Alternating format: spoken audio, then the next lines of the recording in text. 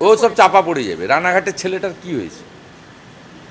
আমি আপনাকে বলছি, বিজেপিকে আনতে হবে পশ্চিমবাংলায়, যদি যাদবপুরকে মূল স্রোতে ফেরাতে হয় এবং যাদবপুরের হিতগৌরব ফিরিয়ে আনতে হয়।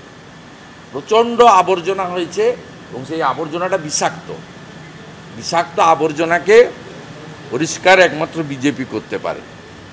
উত্তরপ্রদেশ, আসামের মতো বিজেপিই পারে এখানে পরিষ্কার করতে, যেখানে বন্দে মাতরম গাইতে দেয় না, জাতীয় সঙ্গীত গাইতে দেয় না, জাতীয় পতাকা তুলতে দেয় না, সেখানে খুবই প্রয়োজন। যাদবপুর বিশ্ববিদ্যালয়ে বৃহস্পতিবার ইংরেজি তৃতীয় বর্ষের ছাত্রী রহস্য মৃত্যুর ঘটনা ইতিমধ্যেই লালবাজারে পরিবারের অভিযোগের ভিত্তিতে খুনের মামলা রুজু হয়েছে। আর আজ গোয়েন্দা বিভাগের যারা আধিকারিক তারা এসে পৌঁছলেন যাদবপুর বিশ্ববিদ্যালয় চত্বরে।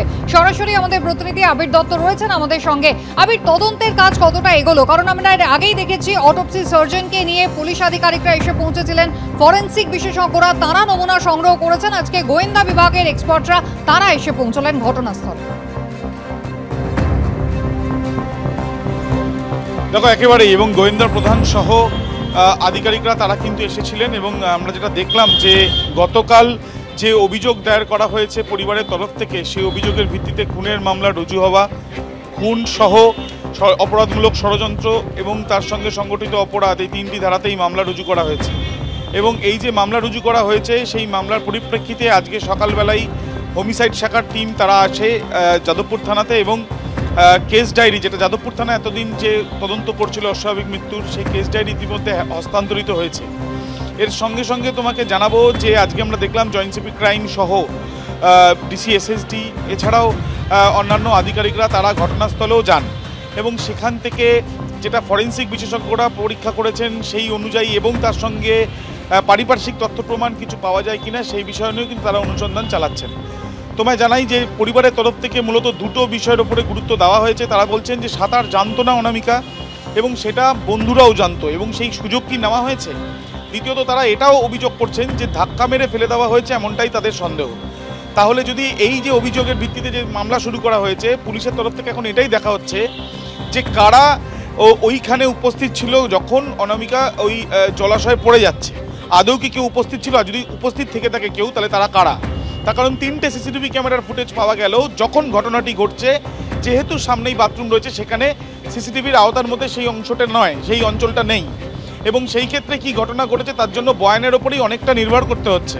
বেশ কয়েকজনকে জিজ্ঞাসাবাদ করা হয়েছে, আরও বেশ কয়েকজনকে পরবর্তীকালে জিজ্ঞাসাবাদ করা হবে। তবে আজকে এখনও পর্যন্ত যেটা জানা যাচ্ছে যে পারিপার্শ্বিক তথ্য প্রমাণ সংগ্রহ করা, পুলিশের তরফ থেকে যে সিসিটিভি পাওয়া গিয়েছে তার স্ক্রুটিনি করা এবং তার সঙ্গে যে অভিযোগ হয়েছে অভিযোগের ভিত্তিতে যারা এখনো পর্যন্ত বয়ান দিয়েছেন সেই বয়ানও কিন্তু খতিয়ে দেখা হচ্ছে বলে পুলিশ সূত্র থেকে জানা যাচ্ছে।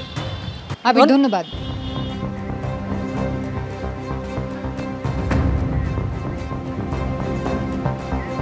আপনারা শুনলেন যে যাদবপুর বিশ্ববিদ্যালয়ের পড়ুয়া অনামিকা মণ্ডলের মৃত্যুতে খুনের মামলা রুজু করেছে পরিবার। অজ্ঞাত পরিচয় ব্যক্তির বিরুদ্ধে ভারতীয় ন্যায় সংহিতার অপরাধমূলক ষড়যন্ত্র, খুন ও সংগঠিত অপরাধে একাধিক ব্যক্তির জড়িত থাকার অভিযোগে মামলা রুজু হয়েছে পরিবারের তরফে। 61-2 অপরাধমূলক ষড়যন্ত্র, 103-1 খুন ও 3-5 সংগঠিত অপরাধে একাধিক ব্যক্তির জড়িত থাকার অভিযোগে মামলা রুজু করেছে পরিবার। ঘটনার তদন্তভার নিয়েছে লালবাজারের হোমিসাইড শাখা।